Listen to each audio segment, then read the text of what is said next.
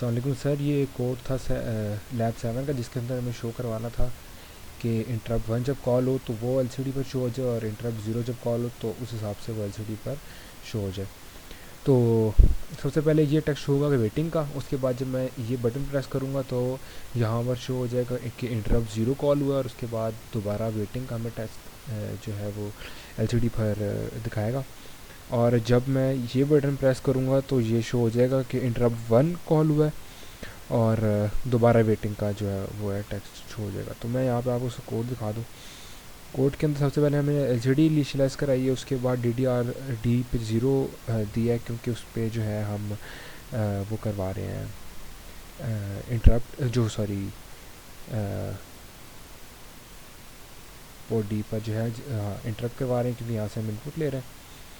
उसके बाद जो है यहाँ पर पोर्ट D 0 और पोर्ट D 1 को जो है हमने यहाँ पर पुल अप किया है, क्योंकि पोर्ट D 0 और पोर्ट D 1 पर जो है वो हमारे इंटरप्ट्स हैं। और उसके बाद मैंने ये EICRA जो इसका रजिस्टर है उसके अंदर से जो ये वाली बिट है इसको ऑन करवाया है, ताकि मैं आपको इसमें अलग भी दिखा देता हूँ। मुझे इस वाली बिट को जो है वो ऑन करवाया है। इसका मतलब है कि जो भी लॉजिक चेंज आएगा उस इंटरप्ट पे, तो वो हमें सॉरी जो भी लॉजिक चेंज आएगा इस बिट पर, तो यानी हमारे सेंसर में जो भी लॉजिक चेंज आएगा तो वो उस टाइम पे जो है वो इंटरप्ट को कॉल करवा देगा। और सेम ही है कि इंटरप्ट 1 में भी मैंने इस बिट को ऑन करवाया है, तो दोबारा यही है कि अन्य लॉजिक चेंज और interrupt generates an interrupt request. तो आगे कोड के अंदर जो है वो मास्क रजिस्टर के अंदर मैंने जो हमारे पास इंटरप्ट 0 है उसको कॉल किया, और दोबारा से मास्क रजिस्टर के अंदर जो है वो इंटरप्ट 1 को कॉल किया है। उसके बाद यहाँ पर ग्लोबल इंटरप्ट जो है हमारे पास यानी कि एक्सटर्नल इंटरप्ट, वहाँ पे उसको कॉल कर दिया।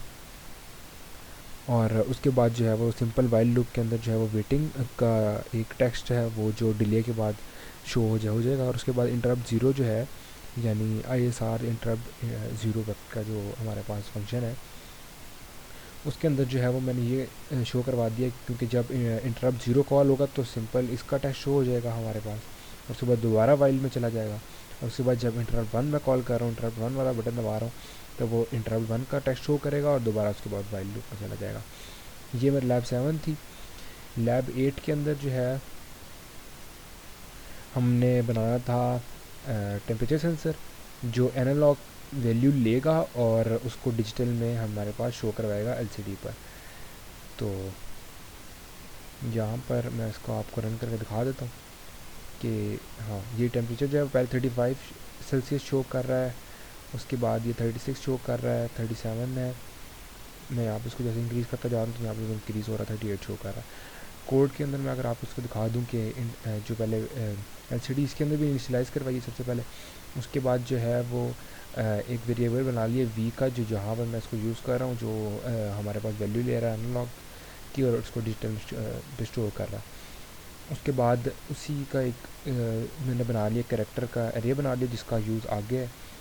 उसके बाद DDRC पे हम 00 भेज रहे हैं, क्योंकि इस पोर्ट पर जो है वो हमारे पास ये है सॉरी ये यहाँ पर हमने LCD सॉरी टेम्परेचर सेंसर का यहाँ पे जो है वो इनपुट दे रहे हैं, क्योंकि एनालॉग 5 पे। उसके बाद हमारे एडमैक्स रजिस्टर आता है, इसके अंदर हमने ये की पिन्स ऑन करवाई हैं, जो यहाँ से हम देख सकते हैं। मैंने ऑन करवाया है सॉरी RF0 यानी रेफरेंस की जो 0 वाली पिन है वो ऑन करवाइए यहाँ पे, ताकि एक्सटर्नल रेफरेंस ले ले। उसके बाद जो है हमारे पास MUX 0 और MUX 2 हमारे पास ऑन है, जो जिससे पता लगेगा कि हमने कौन सा चैनल यूज़ कर रहे हैं। यहाँ पे हम चैनल 5 यूज़ कर रहे हैं, तो इन दोनों को हमने ऑन करवाया है। उसके बाद ये रजिस्टर है, इन सारों की वैल्यू ऑन कराएंगे। इसका मतलब है कि हम यहाँ पर जो ADC है वो इनेबल करवा रहे हैं। इसका मतलब है उसकी जो इंटरप्ट इनेबल है वो यहाँ पे उसकी इंटरप्ट इनेबल करवा रहे हैं, और यहाँ पर जो है वो उसका क्या कहते हैं उसको अपने प्री स्केलर को हमने यहाँ पर करवाया है ऑन।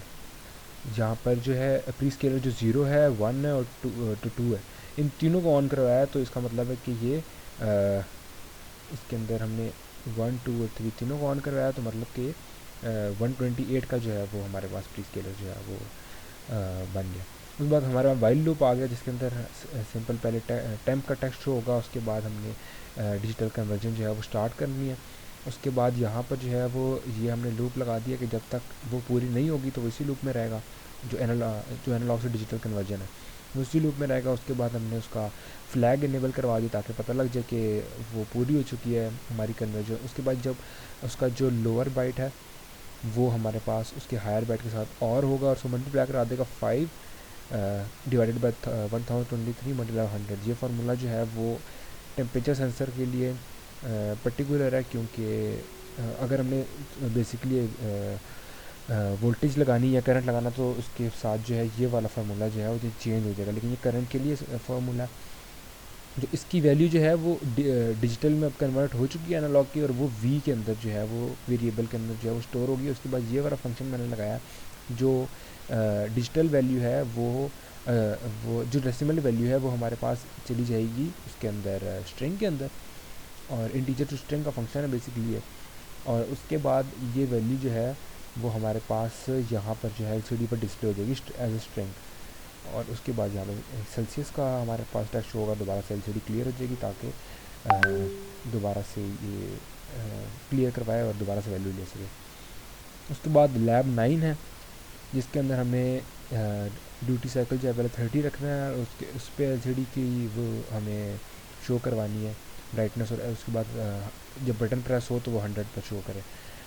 तो यहाँ पर जो है वो इसकी यहाँ पर शो तो नहीं हो रही, लेकिन इसका प्रॉपरली जो ऑसिलोस्कोप पे जो है हम वो देख सकते हैं कि जब उसकी ड्यूटी साइकिल 30 है तो यहाँ पर उसकी स्केयर वेव बन रही है, जनरेट कर रहा है स्केयर वेव उसकी। लेकिन जब मैं यहाँ पे बटन प्रेस करूँगा तो इसकी ये 100% हो जाएगी, और यानी कि यहाँ पर जो है वो प्रॉपर स्ट्रेट लाइन आ जाएगी। इस तरह से ये स्ट्रेट लाइन आ गई यहाँ पर। और जब मैं इसको यहाँ से रिलीज़ करूँगा तो ये दोबारा से 30% की जो है वो ये दिखा रहा है कि वेव फॉर्म जनरेट हो रही है। इसका कोड यहाँ पर अगर देख लें तो इसके कोड के अंदर जो डिजिटल पेन 2 है उसको हमने इसके साथ एज ए इनपुट करवाया है, क्योंकि यहाँ पर जो है वो इनेबल है, सॉरी पीबी सॉरी यहाँ पर जो है एज ए इनपुट है ये बटन। और जो दूसरी पेन है PB3 वाली पेन है उसको हम यहाँ पर जो है वो एज आउटपुट वो करवा रहे हैं। तो यहाँ पर इसको एज आउटपुट यहाँ पर डायरेक्शन दे दिया। उसके बाद टाइमर 2 हम यूज़ कर रहे हैं। उसके बाद हमने ये दोनों पेन्स ऑन करवाई हैं, सॉरी ये एक ही दफ़ा आएगा यहाँ पर, ये एक ही दफ़ा आएगा। इसका मतलब है कि हम फास्ट PWM मोड में और कॉम 0A1 का मतलब है कि जब वो यहाँ पर इसकी वैल्यू कंपेयर करेगा OCR2A की, तो जैसे ही इसकी वैल्यू की इक्वल होगा दोबारा उसको रीसेट कर देगा। तो यह मास्क रजिस्टर के अंदर जो है हम इसकी इंटरप्ट इनेबल करवा रहे हैं टाइमर की, और यहाँ पर एक्सटर्नल जो इंटरप्ट है वो इनेबल करवाई है।